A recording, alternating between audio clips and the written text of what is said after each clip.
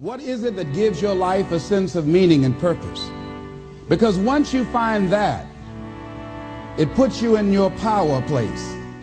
See, if you know what your life work is, I encourage you to start working on it. If you can't do it all at one time, do just a little bit of it. And if you don't know what it is that you showed up to do, if you don't know why you're here, I encourage you to find out what your purpose is here. What is the meaning of your life? What will be different? Have you ever asked yourself that question? I've done that. I remember coming from a friend of mine's funeral, and I was reflecting on how much time I had left. And I went for a walk in a park thinking about this guy whose life was so promising. And I mean, he wasn't an old guy. He was quite young, in fact. And I thought about all of the things that he said he was going to do, and he never got a chance to do those things. And I started thinking about my own life and how much time I had left to do the things that I would like to do. And at that time, I wasn't sure what my life purpose was, what my life's work was. I wasn't sure about it at that time. And I thought about it quite a lot. I had some idea, but I wasn't convinced, and I don't think I felt worthy. I didn't believe that it could be me to do this kind of work that I'm doing right now. And I say to you that if you begin to take a conscious effort to find out what it is that you're supposed to do, I say that it can literally save your life. I said that it can literally save your life. 85% of the American public, according to recent studies, are going to jobs that they hate, working on jobs that do not challenge them. They get sick thinking about going. Because, see, when you go to a job and you already know how far you can go, you can already see that proverbial glass ceiling. See, when you're going someplace and you already know how much you're going to make, you already know how far you can go, you're in a dead-end position. It erodes your self-esteem. It lowers your sense of yourself. It creates an inner turmoil. It creates an emptiness in you. So I say that your life is worth finding what it is that you're supposed to do. And I'm not saying quit your job. I'm saying find it and do just a little bit of it. Just start working at it just a little bit, but do find out what your work is and hold on to it, and don't let your dream go.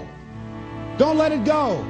See, and here's something else I want you to begin to look at. Why is it that most people don't pursue their dreams or don't do better than what they're doing if they're capable of doing it? I think that many of us don't go the next step because we don't know what to do yet. And I say that the reason that we don't even explore the possibility of what to do is because subconsciously we don't believe that it can happen for us, and we don't believe that we deserve it. So here's what I'm suggesting. How much time do you spend working on you? How much time do you spend every day working on your dream? In the last 90 days, how many books have you read? In the last year, what new skill or knowledge have you acquired? What kind of investment have you made in you? So I'm saying that as you begin to look at where you want to go, if you want to make it today, and things are changing so fast, you have to literally run to stand still. I'm saying that you've got to make some conscious effort to begin to work to develop you. Here's something else. Most people are not living their dreams because of fear, ladies and gentlemen. Fear, limited vision, and lack of self-esteem is what keep most people doing things they don't want to do. The same reason that people stay in relationships where they're abused or they're unhappy or it's unfulfilling, they can't see themselves beyond that relationship. They can't see themselves enjoying life without that person. They think that this is all that they can do. The same reason that people get stuck at a certain level in life. They can't see things being better for them. And they think that this is it and this is all they deserve. This is all they've ever seen. It's been passed on to them. And they think that this is it for them. Oh no. I was looking what Dr. Blanton college lantern who was a colleague of Dr. Norman Vincent Peale what he said about fear. He said, fear is the most subtle and destructive of all human diseases. Ladies and gentlemen, fear kills dreams. Fear kills hope. Fear put people in the hospital. Fear can age you.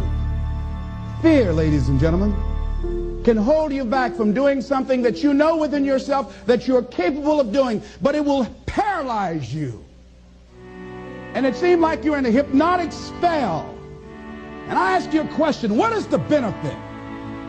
What's the benefit of allowing fear to hold you back? What's the benefit of giving up on yourself, of not stepping out on life and taking life on? What is the benefit for you? What's the plus in that? It's one of the things I had to ask myself. So I didn't want to make any mistakes.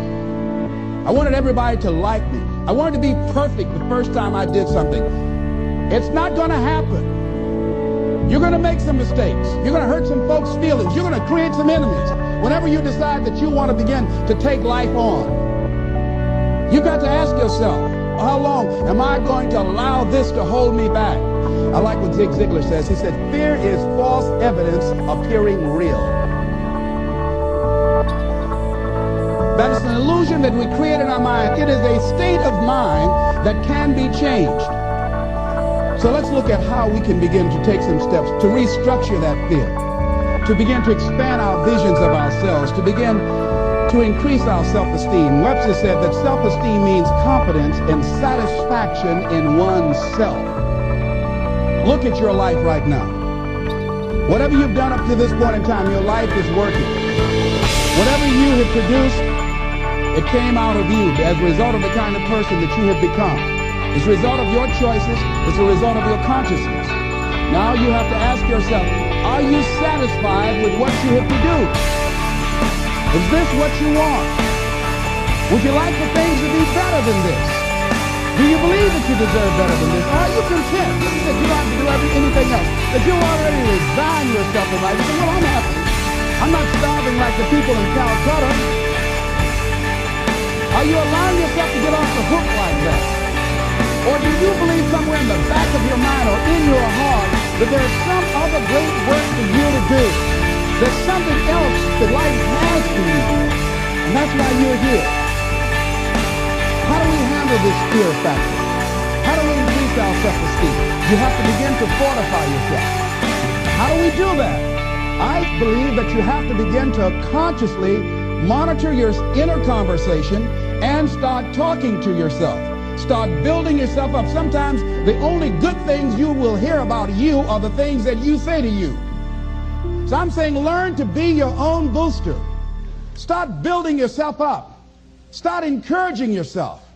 Start saying, I can do this. I can make this happen. When I started thinking about becoming a speaker, I said, yes, I can do this. I can make this happen. When I start trying to convince myself I can be a businessman after flopping and failing and losing thousands of dollars and feeling stupid and dumb and having people take advantage of me because of what I didn't know, I had to talk to myself because people were saying to me that I was dumb. And somewhere in the back of my mind, I was saying, you're right, look at what I've done. I had to say, no, Les. Hey, come on, man, get yourself together. You can handle this. You just haven't figured it out yet. It's all right. This is your training period. This is the tuition you have to pay for what you don't know. You can do this. Other people have done it. It doesn't take an Einstein. Get you some people that can teach you some stuff that you don't know. Get you some people that have done it successfully and learn from them. Take some seminars, workshops, read some books on how to manage a business. Change the way you see yourself and begin to tend to the personal details. Understand that nobody's going to take care of your business better than you. And when I start changing that kind of mindset of beating myself up because of my mistakes and start looking at the possibility of my doing better, of my making the adjustment that would enable me to do what I want to do successfully, things begin to change. And I say, stop beating up on yourself. You do it. I know you do it. I've done it. It's a natural inclination for us to put ourselves down. See, we are born negative, I think, in a negative consciousness because we live in a negative world. Here's some other things, ladies and gentlemen. Begin to guard your mind against negative programming, like turn off the television, don't watch news. So you've got to guard the kinds of things that you put in your mind. See, if you don't program your mind will be programmed, because human beings are goal-oriented. That's why we die of broken hearts early. That's why we're running through life to early grades. We're going through life, ladies and gentlemen. And I think that Henry David Thoreau says that most men live in quiet desperation. Most of us go through life running scared. So we created this in our minds, false evidence appearing real. We made it real in our minds. That's why Churchill said there's nothing to fear but fear itself. That's the destructive monster. So turn off things that can contribute to your fear. Turn a deaf ear to people that all they can do is talk about how negative things are, because they have bought into the consciousness of the world. Start attending workshops, seminars, listening to tapes on a daily basis to begin to recondition your mind, to retrain your thinking. Faith comes by what? Hearing and hearing and hearing. Listen to things that can empower you, that can enable you to create a new reality for yourself, and a new life for yourself. You might appear to be strange around most people. You know, most people think you're strange if you're happy today. See, these people have not found their purpose in life. That's why they're grumpy. That's why they're miserable. That's why they're so negative. They're hurting and they want to hurt other people. So start practicing using programs for your mind. Seminars, books, workshops. Keep a journal. Record your thoughts. What's happening with you?